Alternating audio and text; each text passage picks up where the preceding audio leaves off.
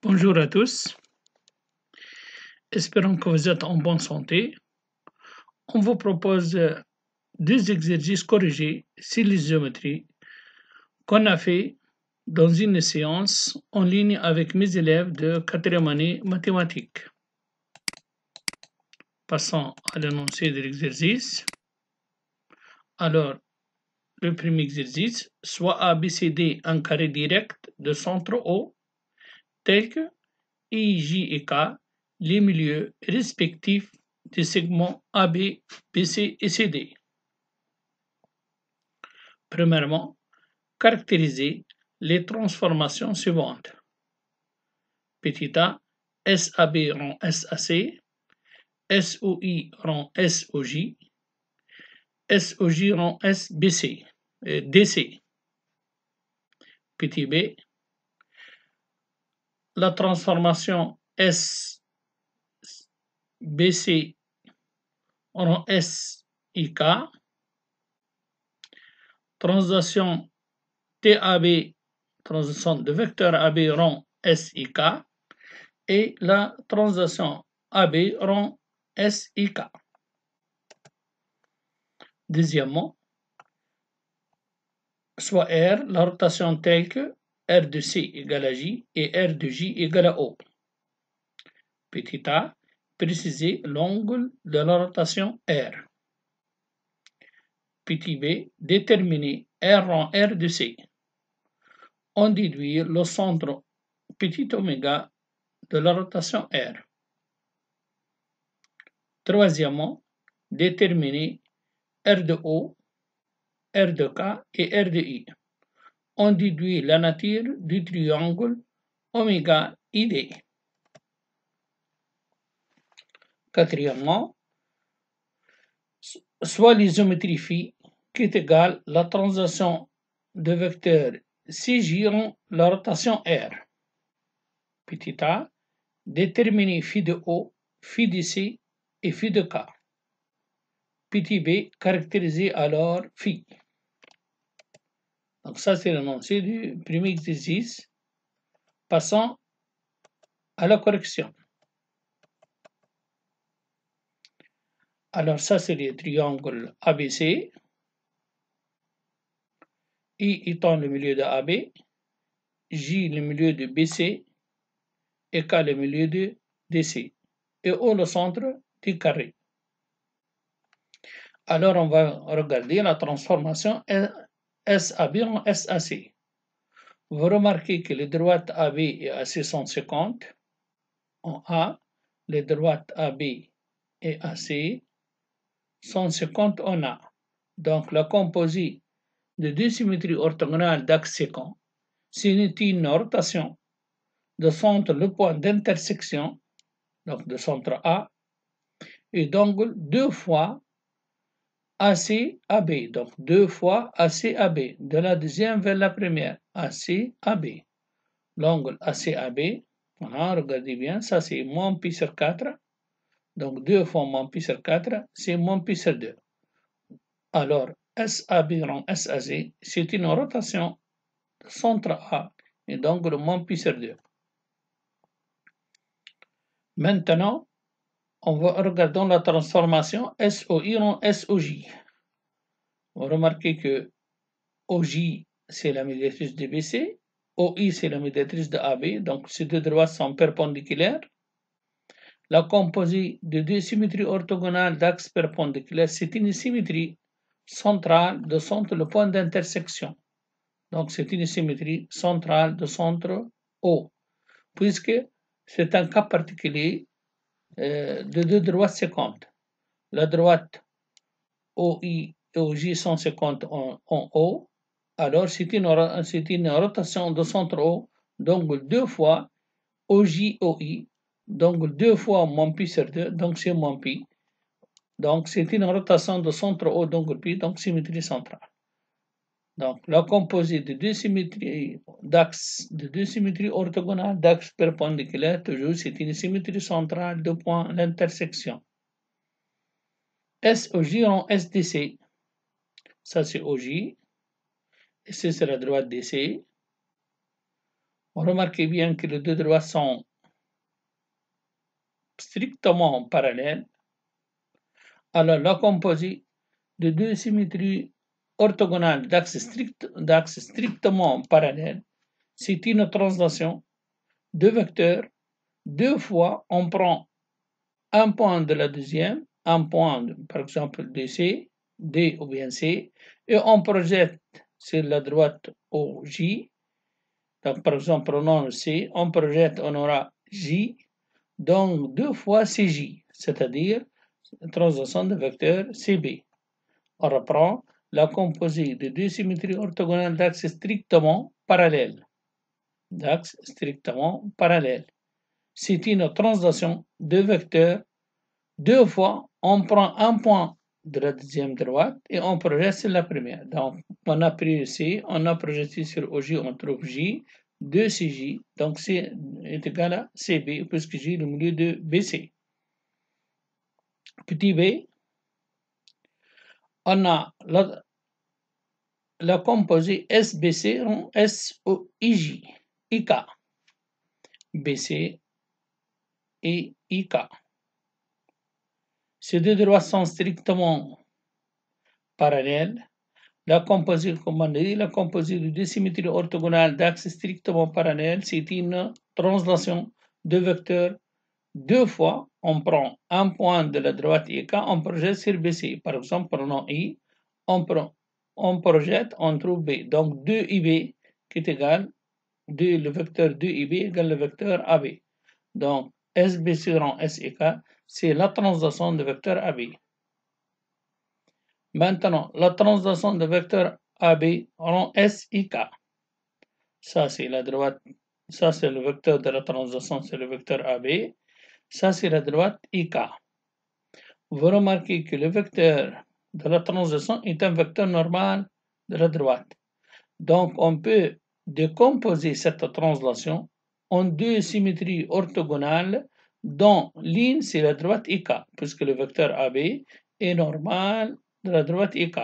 Donc, la translation de vecteur AB, on peut l'écrire SBC rond SIK, puisque BC est l'image d'IK par le vecteur endémique de AB. Voilà, IK, endémique de AB, on trouve BC. On aura donc la translation de vecteur AB rond SIK égale SBC rond SIK rond SIK, ça donne l'identité. Donc, on obtient que la composite de la translation de vecteur AB rond la symétrie orthogonale d'axe IK, c'est une symétrie orthogonale d'axe BC.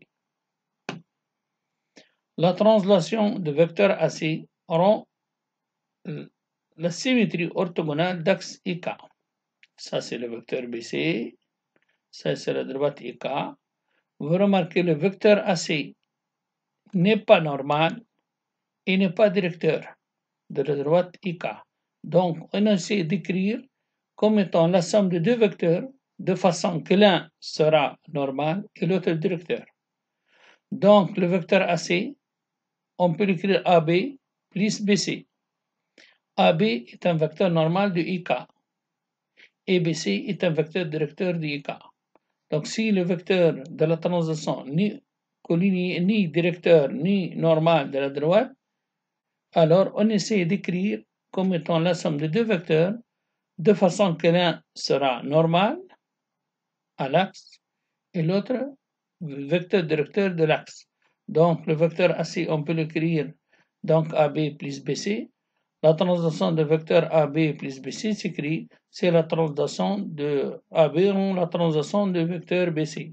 Donc, la composite de deux translations de vecteur U plus V, c'est la translation de vecteur U plus V. Et on peut commuter ces deux translations. Donc, est égal à la translation de vecteur AB rond la translation de vecteur BC rond SIK. Donc, on peut permettre ces deux translations, est égal TBC rond TAB rond SIK. La composite de la translation de vecteur AB avec la symétrie orthogonale d'axe IK, c'est déjà fait. On trouve SBC. Alors, on aura donc est égal translation de vecteur BC rond SBC. Vous remarquez que le vecteur BC est un vecteur directeur de la droite BC. alors cela signifie que notre application TAC rond SEK, c'est une symétrie glissante d'axes BC et de vecteurs BC.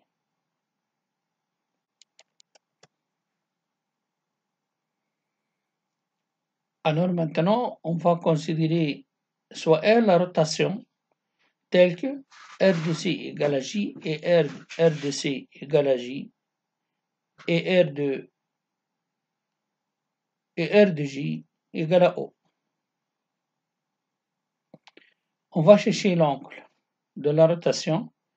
On sait que l'angle de rotation, c'est l'angle congru MN, M'N'. Donc, θ congru CJ, JO. Ce vecteur se termine par J, ce vecteur commence par J. Alors, on peut remplacer le vecteur CJ par son opposé JC en ajoutant pi.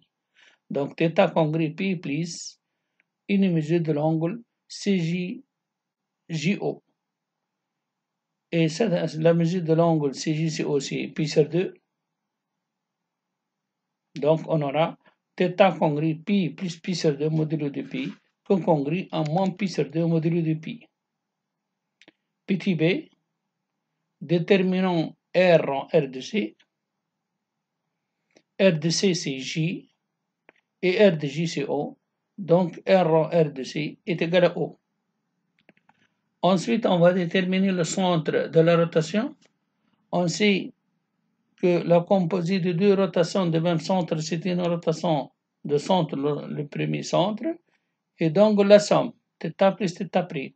Et si on a R en R, c'est une rotation de centre oméga, donc 2 fois θ.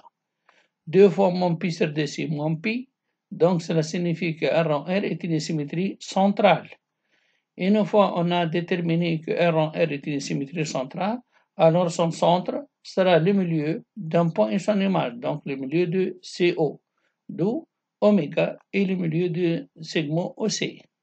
Voilà, ça c'est OC, donc on prend oméga le milieu.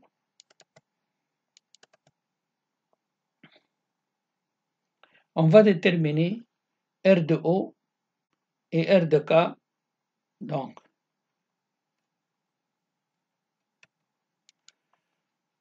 l'image de O, on a ça c'est O, J, C, K est un carré, puisqu'on a celle-ci parallèle à celle-ci parallèle à celle-ci, donc angle droit ici, et les côtés sont égaux, donc ça c'est un carré.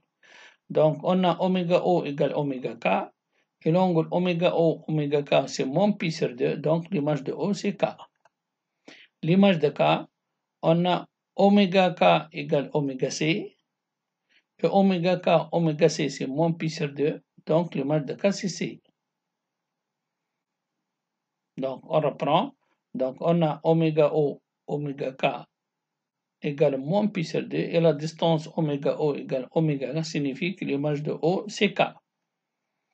L'image de K, on a oméga K égale oméga C, et l'angle oméga K, oméga C, c'est moins pi sur 2, donc l'image de K, c'est C. Alors, pour déterminer l'image de I, on a O le milieu de IK. Et la rotation conserve le milieu. Donc, l'image de O, qui est le point K, sera le milieu de l'image de K et l'image de I. Puisque l'image de K, c'est C, donc K sera le milieu de C et l'image de I. Et on sait que K, c'est le milieu de DC. Donc, cela prouve que l'image de I, c'est K, c'est D. Donc, on sait que O est le milieu de IK, et la rotation conserve le milieu, et on a R de K égale à C, et R de O égale à K, donc K sera le milieu de C et l'image de I. Et puisqu'on a K le milieu de DC, donc l'image de I, c'est D. C'est-à-dire que la distance oméga I égale oméga D, l'angle oméga I, oméga D, c'est moins pi sur 2. Voilà. Donc, on a R de O, comme on a dit, égale à K. Ça, c'est la justification. On a oméga O égale oméga K, comme on a dit. Et l'angle oméga O, oméga K, c'est moins pi sur 2. De même, on a R de K égale à C, car oméga K égale oméga C, et l'angle oméga K oméga C, c'est moins puissance 2. On a O le milieu de KI, donc R de O sera R de K étoile R de I, le milieu de deux images. Cela signifie que K c'est le milieu de C et l'image de I, et puisque K est le milieu de CD, donc R de I égale à D. On obtient donc oméga I égale oméga D, et l'angle oméga I oméga D moins puissance 2. Cela signifie que le triangle oméga ID est un triangle rectangle et isocèle en oméga. Deuxièmement, considérons phi qui est égal la composée de la translation CJ rond R. Pour déterminer l'image de O, par phi est égal TCJ rond R de O. On a montré que R de O est égal à K, donc CJ de K, si on revient à la figure, CJ de K est égal à O. Donc, phi de K est égal à O. Phi de C, on a translation de vecteur CJ rond R de C. On sait que R de C, c'est J. TCJ de J égale à B, puisque J est le milieu de BC. L'image de J par la translation de vecteur CJ, c'est B. On aura phi de C égale à B. Phi de K est égal à la translation CJ rond R de K, qui est égal TCJ de R de K. On sait que l'image de K, c'est C. L'image de C par la translation de vecteur CJ, c'est J. Petit b, on va caractériser l'isométrie phi. Donc, on remarque que phi, c'est la composée de deux isométries. La translation est une isométrie et la rotation est une isométrie. La composée de deux isométries est une isométrie. On remarque que phi fixe le point O et que phi de C égale à B différente à C, donc phi n'est pas l'identité. Donc, puisqu'il fixe le point O, donc phi ne peut pas être une translation, ne peut pas être une symétrie glissante. De plus, on a phi de C égale à B et phi de K égale à J. Et donc, phi n'est pas une symétrie orthogonale, car la médiatrice de BC est différente à la médiatrice de KJ. Alors, on aura phi, c'est une rotation de centre, le point O, le point fixe, et d'angle OC, OB, puisque O le centre. Donc, θ' d'angle θ' qui est égal à moins pi sur 2. Ça, c'est le résumé de premier exercice qu'on a fait en ligne avec les élèves de 4e année mathématiques. Passons au deuxième exercice.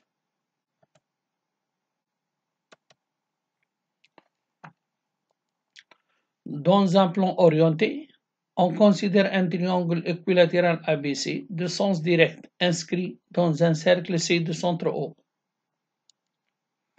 On désigne par D le symétrie du point A par rapport à O, I le milieu de BC et J le milieu de CD. La parallèle à la droite BC et passant par O coupe AC et coupe AB et AC respectivement en K et E. La première question, montrer que AO égale à BD et que I le milieu de OB. Deuxièmement, soit F une isométrie du plan telle que F de A égale à D, F de O égale à B.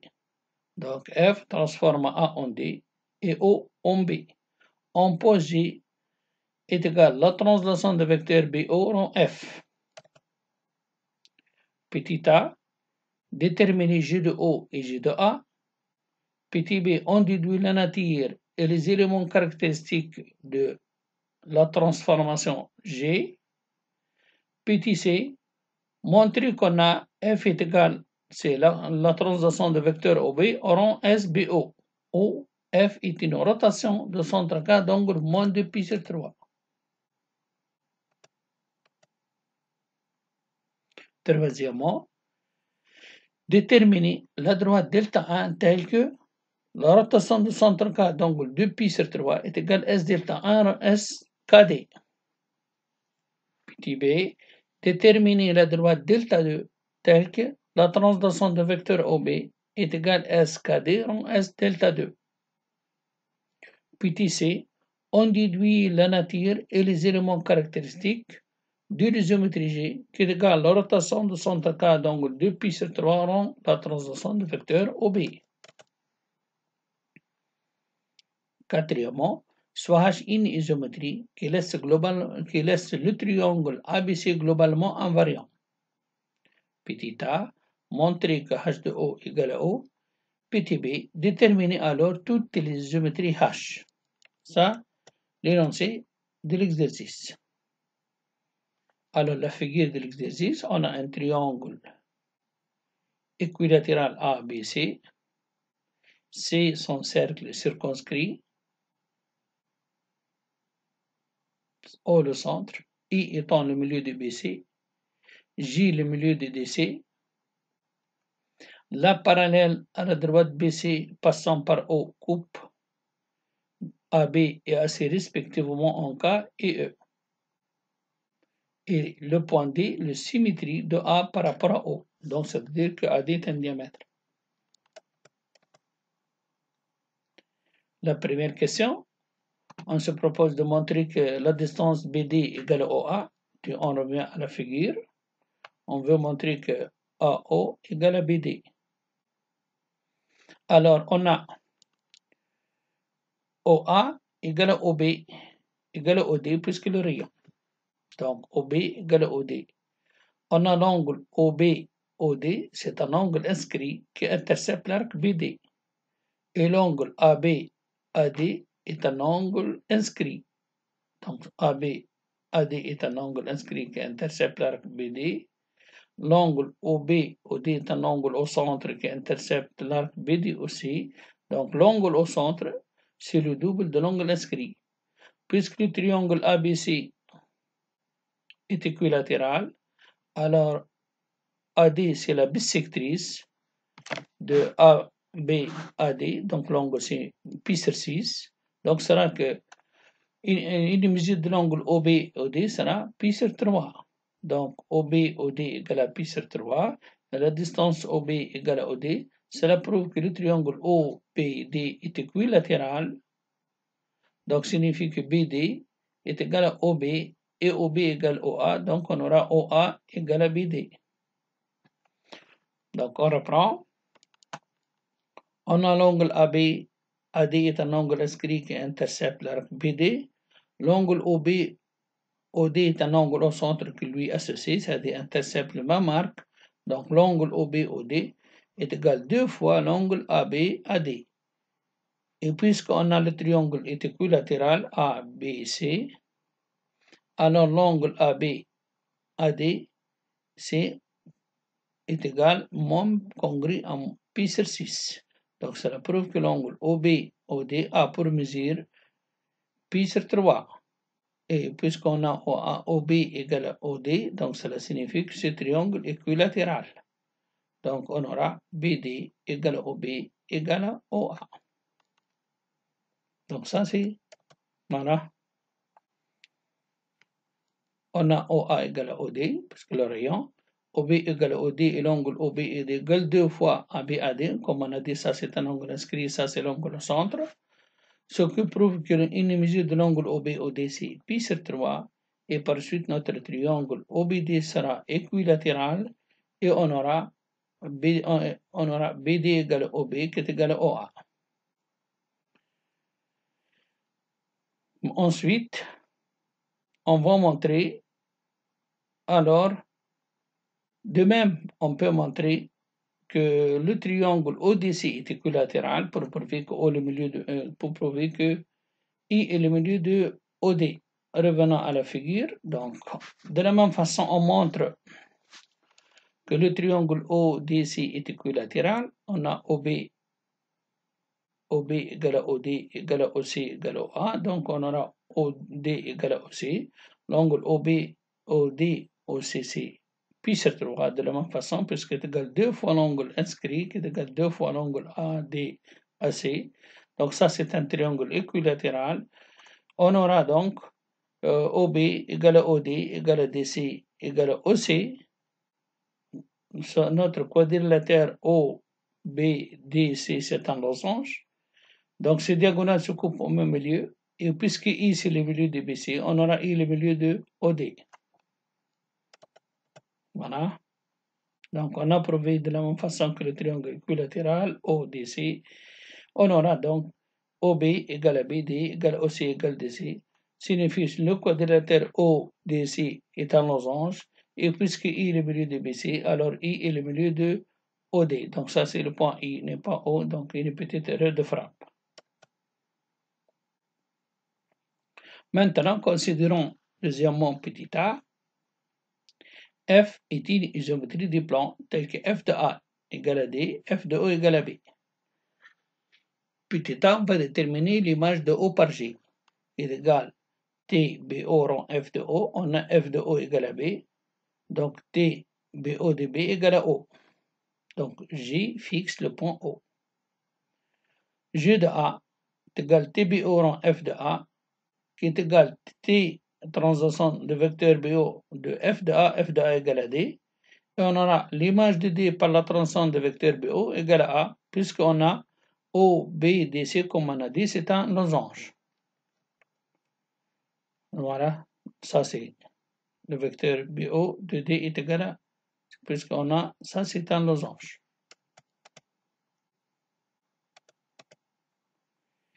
Petit b, on a G est une isométrie qui fixe le point O et qui est le match de C de A égale à C différent A. C'est-à-dire que G n'est pas l'identité, G différente à l'identité. Donc G ou bien c'est une rotation de centre O d'angle OA d'angle moins de pi sur 3. Donc ici ça c'est le point C. Donc le OA au C. Ou bien c'est une symétrie orthogonale d'axe lamidatrice de AC, puisque le G de A égale à C. Donc ça c'est C. On a trouvé que G est une rotation de centre O d'angle 2π sur 3, ou bien c'est une symétrie orthogonale, donc d'axe lamidatrice de AC qui est égale à OB.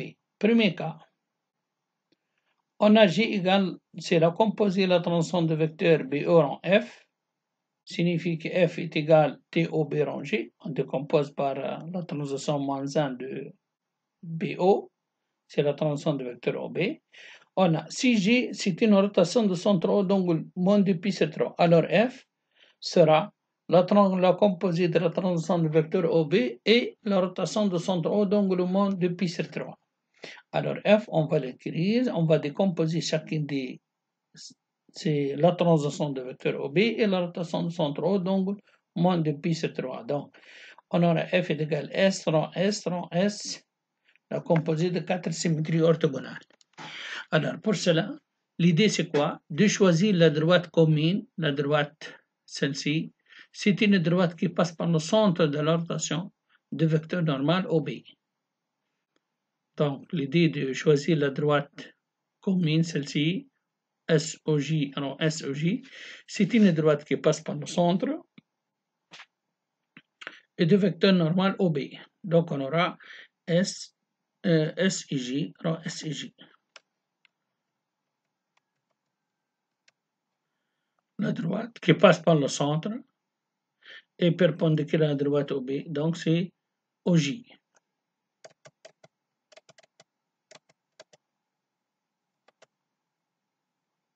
Maintenant, la rotation R de centre O d'angle de pi sur 3, on va l'écrire SOJ en SOE, puisque OE, cette droite qu'on va choisir, c'est une droite qui passe par O de vecteur directeur I, tel que I OJ moins pi sur 3, qui donne OE.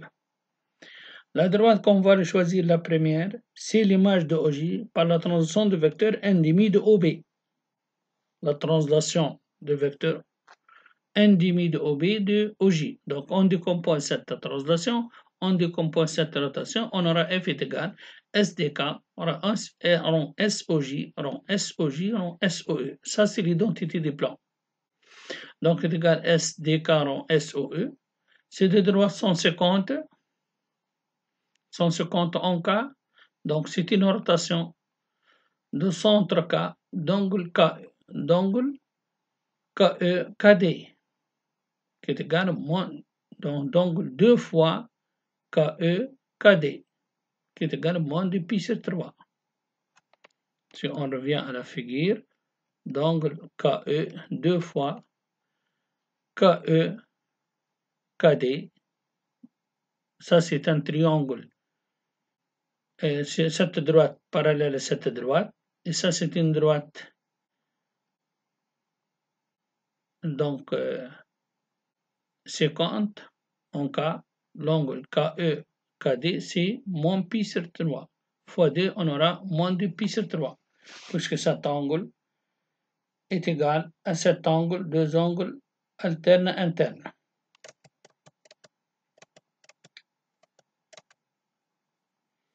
Si G égale SOB, alors F égale TOB rond SOB.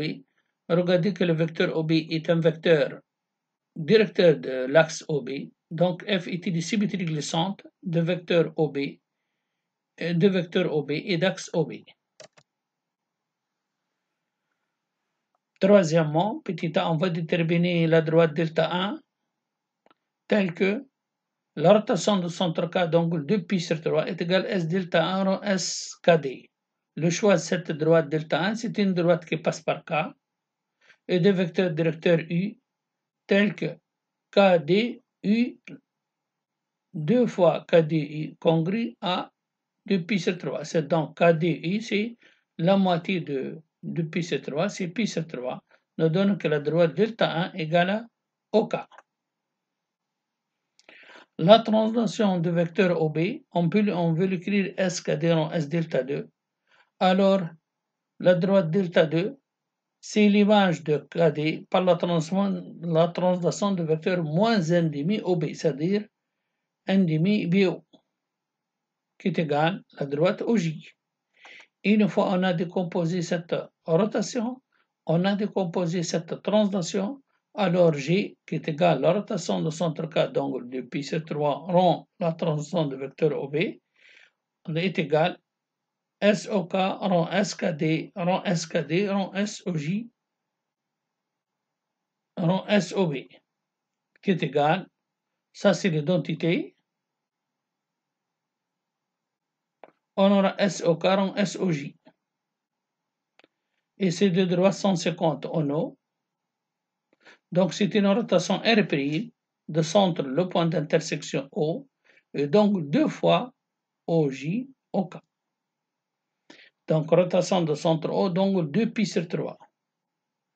Donc OB ici, ça c'est éliminé, ça c'est. Donc on aura seulement ces 4. G, c'est le composé. On a décomposé ça, c'est la rotation R, ça c'est la translation B, donc SB, ça c'est déjà éliminé. Donc il faut éliminer une erreur de frappe pour SOB. Quatrièmement, soit H une isométrie qui laisse globalement invariant le triangle ABC. La première question, montrer que H fixe le point O. On a H laisse globalement invariant le triangle ABC, alors elle laisse globalement invariant son centre O. Ça c'est la première méthode. Voilà. On peut écrire deuxième méthode. H laisse globalement invariant le triangle ABC. Alors, elle laisse globalement invariant ses sommets. Donc, l'image de l'ensemble des formes A, B, C est égale à ABC.